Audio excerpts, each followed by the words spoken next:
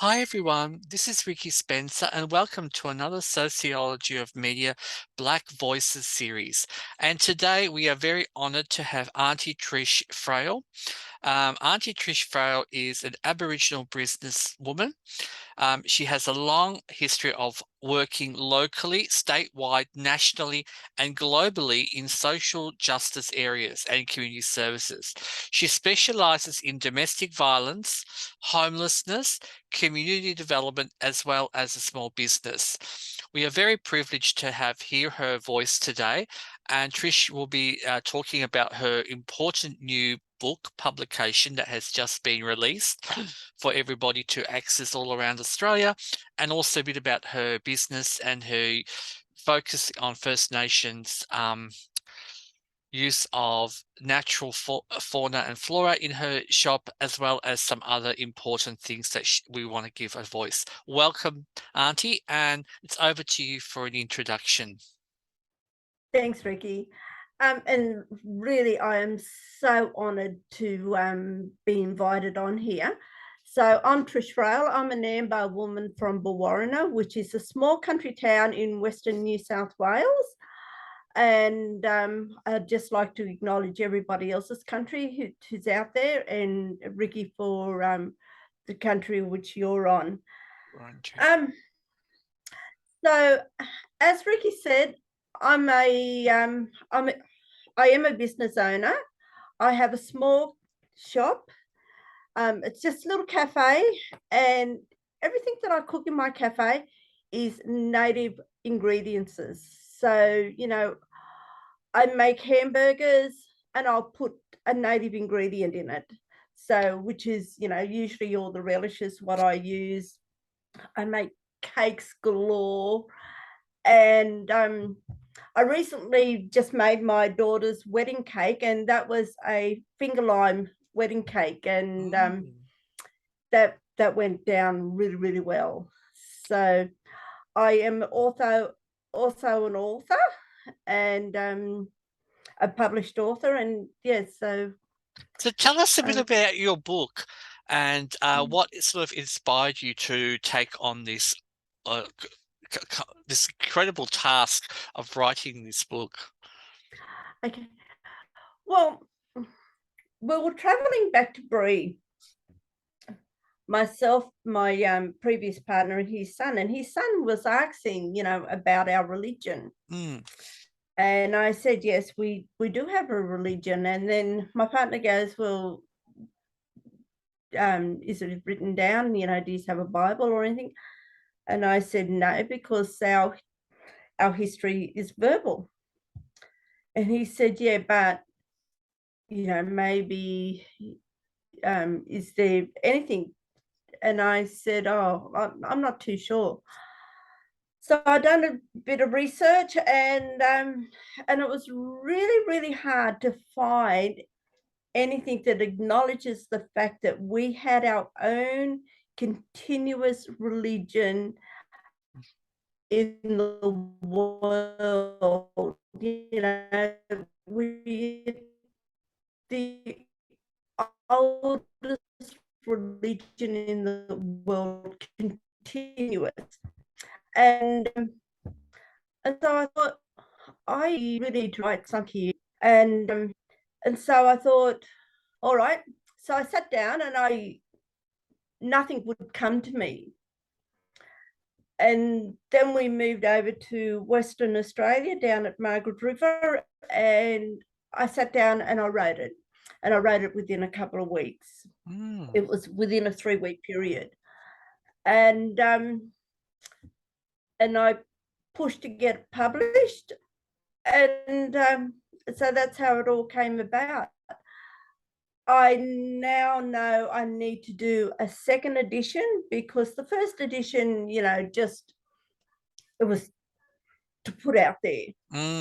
And but my second edition will be a lot more in depth and really talk a lot more about the different types of religions here in Australia, of First Nations people before European people came. And that's what my book is all about. It was before European people came. So, And this is and like a lot of people, go on, Ricky. I was just going to say, as a religious education teacher in Victoria, this is one of the areas that I was always hoping to get a resource, because even within our established curriculum in VCE religious education, there is a unit on Indigenous religions or Indigenous ways of knowing, but there was never anything detailed. From what I can gather, your book is that gives us that insight for students to really unpack and to embrace that. So, is this something that you feel that you hope that schools will start to embrace and take it further as well? Yeah. Well, when I wrote it, it was just quickly write. And I really didn't do a lot of marketing for it because I didn't need to. Mm-hmm. To me, it was more about writing it down and just putting it out there. And yeah, whereas my second edition, I will be doing a lot of marketing and I will really be putting it out there. Look, I wrote this book in 2016. So today, 2022, I have still got publishing companies contacting me and marketing companies wanting me to really to market it and to see whether I want to republish it. And so within the publishing world, it has made a impact, which I'm quite shocked because I done it for our people, not for the publishing world or anything like that. I done it just for our people, so the guys in jails, they'll be able to pick it up and read it. And or our little kids will have gain an understanding of it. So I was quite shocked that the publishing world's really quite interested in it. Absolutely. But as I said, I'm not interested in the publishing world. I just wanted to do it for us.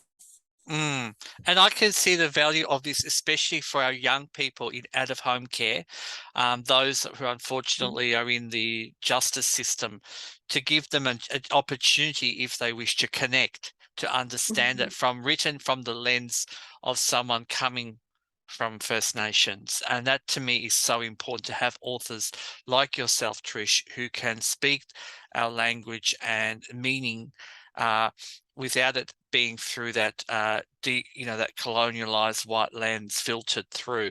And this is something I think a lot of us have been waiting for so long. And so with us, we will put your link to your book where people can order or pre-order if it's sold out, and really be ready for your next edition, because I really feel this is a valuable resource for also for teachers who are not First Nations but want to really learn and have a deeper appreciation of our culture. So we thank you for that, Trish. Now, I just want to ask you, Trish, a bit about your advocacy. Can you tell us a little bit about your journey into advocacy and why it is so important for our First Nations women like yourselves to be in the space that you are in? Look, my mother died when I was 16. I was pregnant by the time I was 17. I had 5 children. I went through, homelessness, domestic violence. My children were quite, in times, they had a hard life also, watching me go through the hard life that I went through.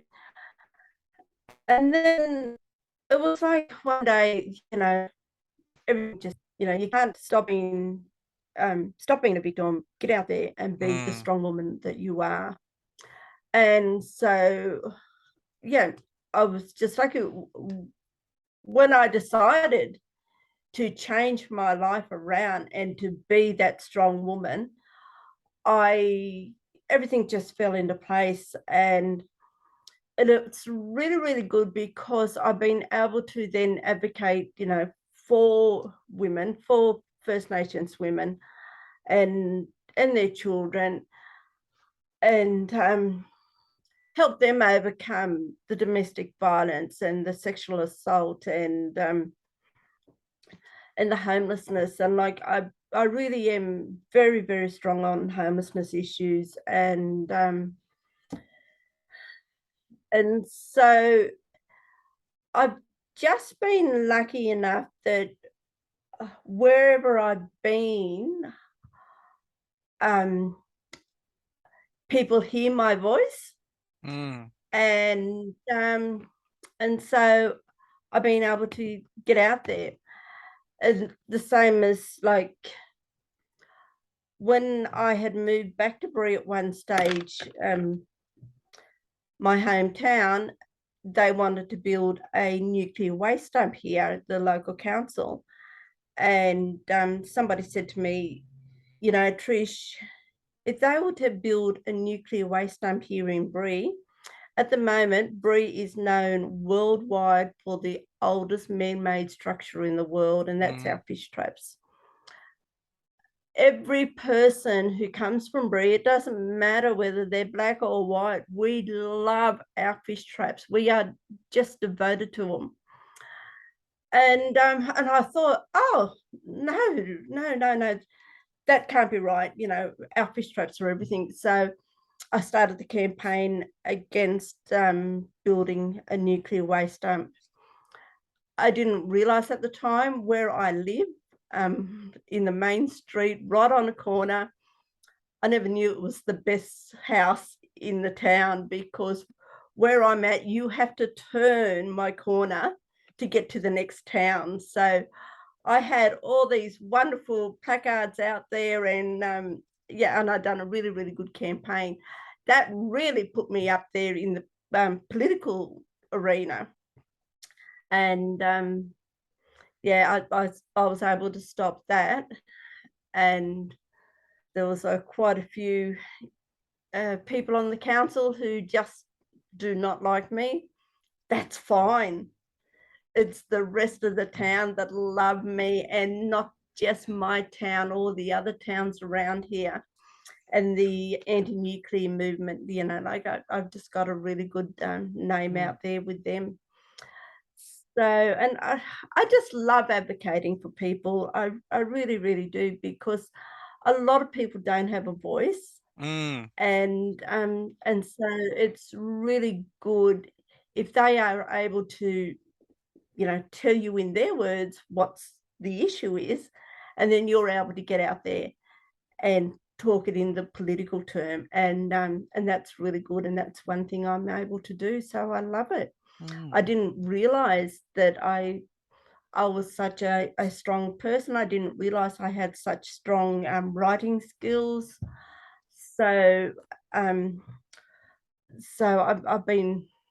I'm really blessed with by Army. This is what he wanted me to do in life. So that's where I am. mm.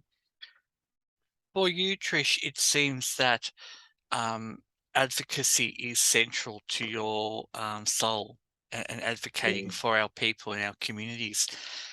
yeah.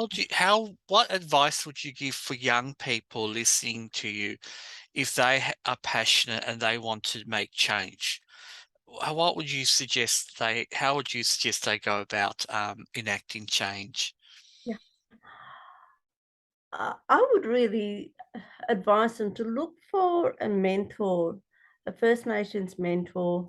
Yeah, and if they could get an elderly First Nations woman, that would just be brilliant, because well, the women are always, the holders of the community, whereas our men were always the hunters of the community. Mm, So the women had a great deal of knowledge about life and how it all connects.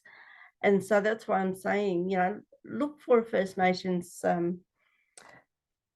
woman who might be able to help you, an elder. mm. And can I ask you, what do you feel that the media, how does you feel, or I guess I'll rephrase that, how do you deal with the media when it comes to how they represent the type of work that Indigenous women try and do in the community? Oh, look, I know we're a long way behind in the eighth ball because the media will only represent what they want to represent. And so every now and then we're able to get up there on the platform, and that's when we really have to learn how to do marketing really, really well. And we've just got to learn how to get in there and look for gaps and fill those gaps up with us as First Nations people. Mm, And so the media will start taking more notice of us and represent us as who we really are, not who they and the negative people of Australia want us to be, and I really see us for, we are brilliant people. absolutely. And tell us, Auntie Trish, what are you up to at the moment? What sort of projects are you working on at the moment? At the moment, well, as I said, I've I've got to do my second edition. I've got to do another two books on top of that, but they'll only be very small books. So it's just doing a lot of research. So I'm also I have decided I need to move out of Bree. Mm, And so unfortunately I will be selling all my property and my mm. shop, and Oh, that kills me. That really kills me. But it's time to move on. And I hopefully that the person who buys my shop, will keep um, doing native foods, and I'll be here to help them if they do need to do it. Because, like I said, the native foods, what I'm doing, they're not just your normal finger lime, wattle seed, and lemon myrtle, where you can get anywhere. And that's mainly what you see when they're doing it on TV. They're the main ingredients. Like I use a lot of other different types of ingredients, and yeah. So I really do want people to help me out. absolutely. Contact me if they want help out. Yeah. And Trish, if people are interested while you're still there, we'll provide links on our bio for you. But whereabouts is your First Nations cafe located? That's at my hometown, Brewarrina. So, and the cafe is called Thali Ngemba. Now, Thali means Sangawena. My tribe is the Ngemba people. That's our language, and so I just put them together, Thali Ngemba. It's absolutely wonderful. And thank you, Trish, Auntie Trish Frail, for our first chat with you. We hope to have many more about your views because you are an incredible, strong woman who has made a lot of impact in the Australian landscape for our communities. And it's so important for our young Indigenous and other allied young children to learn about the importance of First Nations heritage and advocacies. And the book, what is the name of the book again, Auntie Trish, for those that wish to Um, get a copy? yeah. So you might be able to see that. First Nations of Australia, Principles of Culture Bible. Beautiful, absolutely So, beautiful. mhm. So like in there, I've got a prayer, a hymn, and they both, everything in this book relates back to Bayami, our creator. I've got the principles of our culture, and it really does explain it. And it explains also to people the dreaming. People really don't understand the dreaming, and so it's our past, present, and future.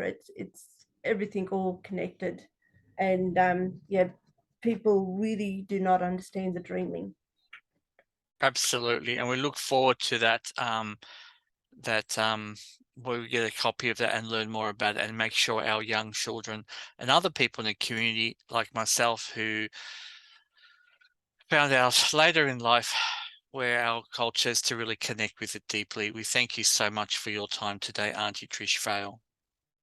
Look, it's just been an absolute pleasure, and I'm so glad I did meet you, and so I'm glad that you kept me in contact. Always, my Thanks, darling, Ricky. always.